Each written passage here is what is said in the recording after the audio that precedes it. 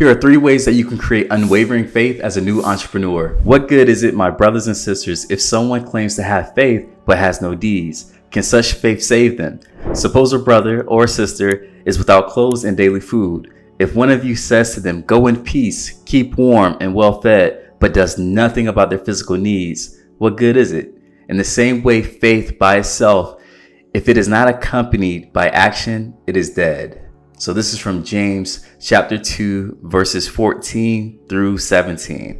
So we all know the saying, faith without works is dead. And right now, the best way to create faith within your business as a new entrepreneur, it is by the works, right? It is by you taking actions. But there are a few other things that we want to do, that we want to focus on. It's going to help you to be able to create the faith that you need in order to produce what you need to produce in your business. Now, why is faith so important? Well, as an entrepreneur, faith encourages action and encourages persistence. And it's that persistence that actually creates the motivation that you're looking for. And that motivation would then create the results that you are definitely looking for. Now, here's the thing. Motivation may not be the feeling that you have at the moment. And this is why faith is just so crucial. Faith is going to be the thing that's going to get you through those tough nights where everything feels like it's just falling apart. Me, myself, I've been there. I've been in a place where, man, I was losing more money than I was making. And what was worse about that was I was living with my girlfriend, who is now my wife. And as a result, our relationship started to go down the drain because I was financially insecure. But through faith, through hard work, I was able to get to a place where I was making more money than I was when I was working in the school system. And that has actually been a blessing to us, to where we've been able to buy a house, been able to support our new son. And also we had the wedding of our dreams. As a matter of fact, we had 2 weddings. It's this whole Nigerian thing. If you know about it, you know about it. If not, you can YouTube it. As a matter of fact, you can actually check my YouTube channel and scroll through my videos. And you can actually see some of my weddings that me and my wife had. We had 2 weddings. So you can check that out. So in this podcast, what I'm going to do is I'm going to help every new entrepreneur and even old entrepreneurs create faith in their business, because there's going to be times where your business go through a dry spell. Me, I've gone through it. You may be going through that right now. And what we need is a system to be able to help us to get out of that, so that we can get back to producing, get back to serving the people that we need to be serving. And that's what this podcast is all about. So what I want you guys to do is make sure you hit the subscribe button so you can subscribe to this channel and be a part of a community that is all about helping people to overcome any anxieties, depressions that they may have that's getting in the way of their businesses or careers. That is what this podcast is all about. And I want you guys to be a part of that so you don't miss another episode. So with that being said, let's get into point number 1 of how you can create unwavering faith as a new entrepreneur.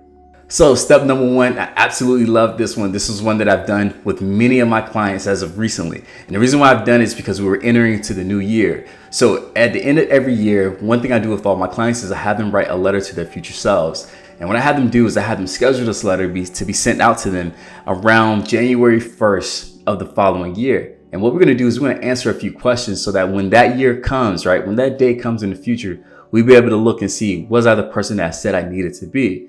Now, here are going to be the questions that I want you to write. And again, the point that I want to make is that we want to be able to write a letter to our future selves. And the reason why we're doing this is because what we tend to get stuck on is things that has happened in our past. We tend to get stuck on what's happening today. But here's the thing, what's happened in the past, what happened today has nothing to do with what's going to happen in the future, right?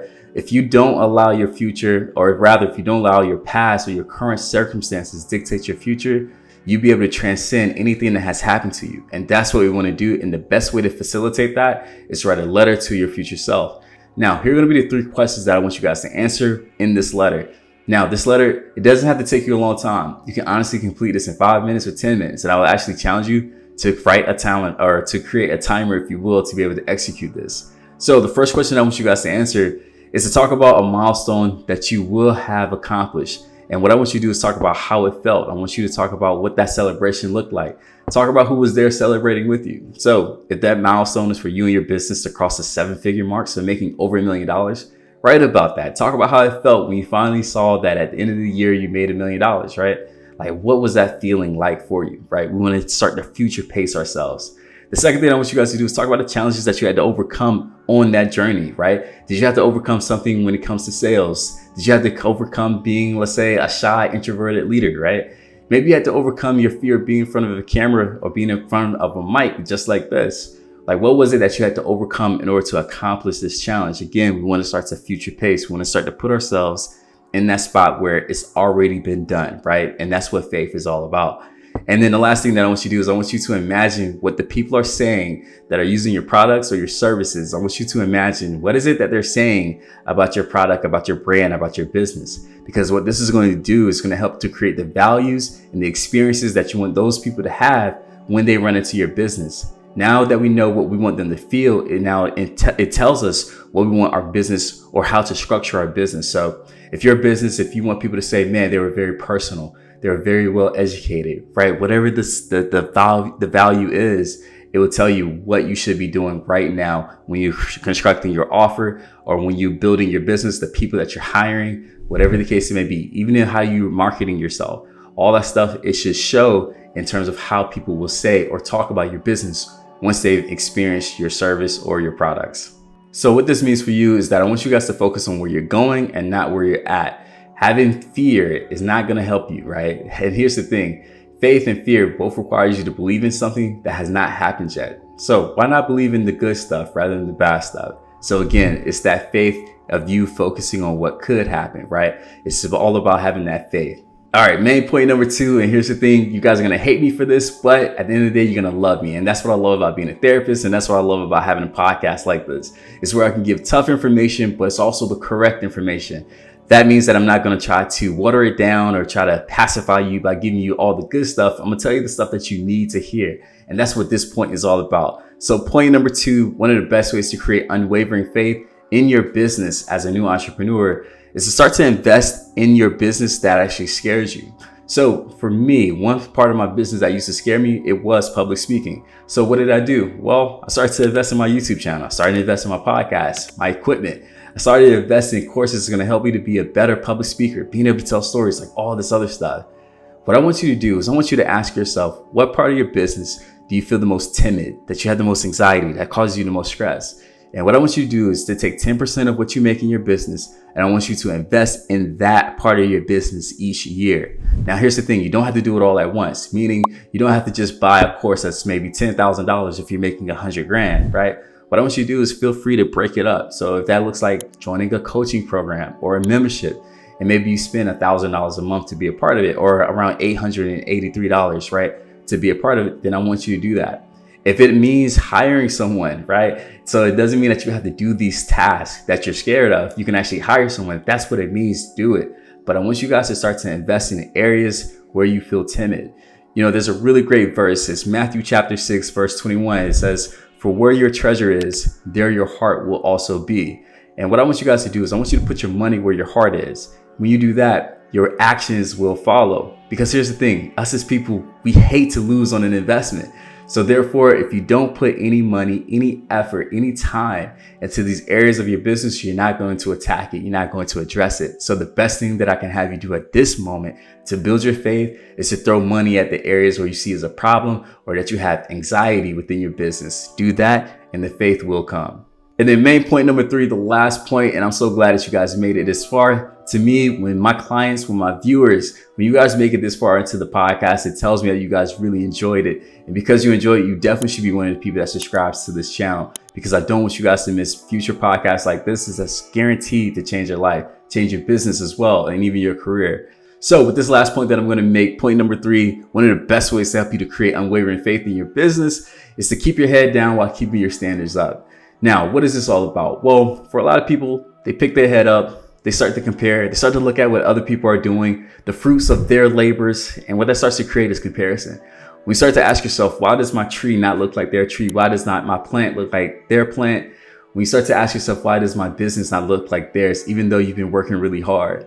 You start to fall into a very unhelpful way of thinking, and this way of thinking is not doing anything for your business.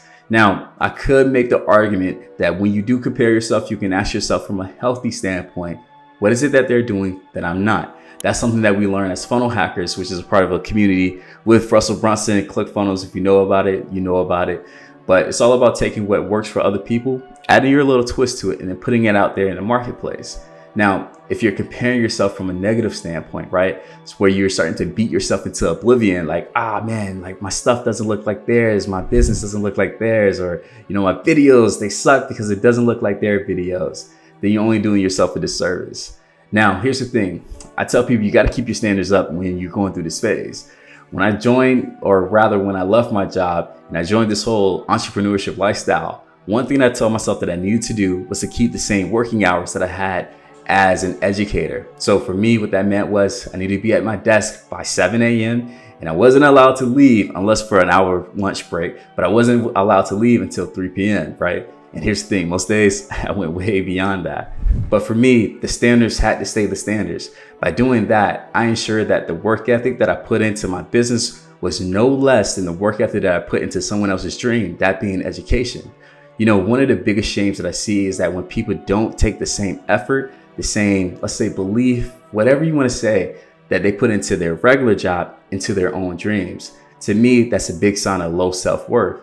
So what I want you guys to do is don't allow yourself to just right now look and smell the roses, because, you know, honestly, there may not be any roses to smell. Your plants may be still in that stage where they're underground, still growing, still maturing. But trust me, in the future, there will be a rose, there will be something for you to smell, but it's just that today is not that day. So what I'm trying to say in this point is that I want you to stay working. I want you to be able to work without seeing that plant grow, without seeing the results that you're looking for. I want you to be able to do these things now, because there will become a day where you'll be able to reap from your harvest. There will be a day where your fruits from your tree will be plentiful. But today, it just may not be that day. But do not allow that to discourage you. So keep your head down while keeping your standards up is a great way to make sure that you're able to create that unwavering faith within your business. So real quick, what I'm gonna do is I'm gonna recap these 3 points that I made. Make sure you guys write these down. These are really great tips. And I'll even tell you, feel free to go back and re-listen to this podcast. My podcasts, they're evergreen, meaning you don't just listen to them once, but it's gonna be something that's gonna be changing your life for a lifetime. So point number 1 that I made was that you need to write a letter to your future self. Fear is something that requires you to believe in something that you don't see, that has not happened yet. Faith is the same thing. So why not choose the faith piece? And what we're going to do to help with that is we're going to write a letter to our future self. We're going to stay focused on the future. Main point number 2 that we made is that I need you guys to invest in the area of your business that scares you. So the magic number is 10%. And I take that because it actually is biblical. It's biblical for different reasons. We all know that you should offer with tithes and offering, 10% of what you make. My father, he does that religiously. In one podcast, I actually talked about that. But here's the thing, guys, for you, I want you to invest in areas of your business that scares you, because I know then you'll be committed to making a change in that business. I just want you guys to imagine if that area of your business that you're afraid of actually became one of the best parts of your business. So if you're afraid of marketing, if you're afraid of sales, if you're afraid of getting in front of a camera like this, I want you to imagine how it would change your business, how it would change your life if it became the best part of your business. And then main point number 3, the last one that I made, is that I need you guys to keep your head down while keeping your standards up. Right now is not the time to look for roses to sniff, fruits to eat from your harvest, because right now there isn't any. Also, I don't want you guys to fall into comparison. Comparison kills all joy. And that's something that we definitely want to stay away from. The only time you want to compare yourself is if you're looking at it from a healthy standpoint and you're taking notes from other people, right? So this may be their funnels, it may be their ads, which are both things that I've done.